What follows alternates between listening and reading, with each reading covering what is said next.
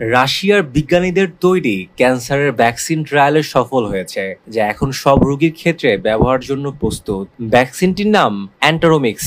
রাশিয়ার federal medical and biological এজেন্সির প্রধান ভেরোনিকা স্ক্রোবটসোভা ইন্টার্ন অর্থনৈতিক ফোরামে এ ঘোষণা দেন। খবরে তাস নিউজ জানায়, নতুন এই ভ্যাকসিন দুর্বল ভাইরাস ব্যবহারের পরিবর্তে মানব শরীরের কোষগুলোকে প্রোটিন তৈরিতে প্রশিক্ষণ দেয়। এরপর শরীর এমন প্রোটিন তৈরি করে যা ক্যান্সার কোষগুলোকে আক্রমণ করে।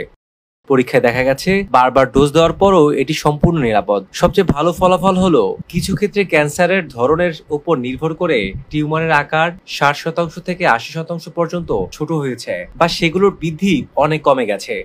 গবেষকরা আরো দেখছেন যে এই ভ্যাকসিন যারা গ্রহণ করেছেন তাদের বেঁচে থাকার সম্ভাবনা উল্লেখযোগ্যভাবে বেড়েছে।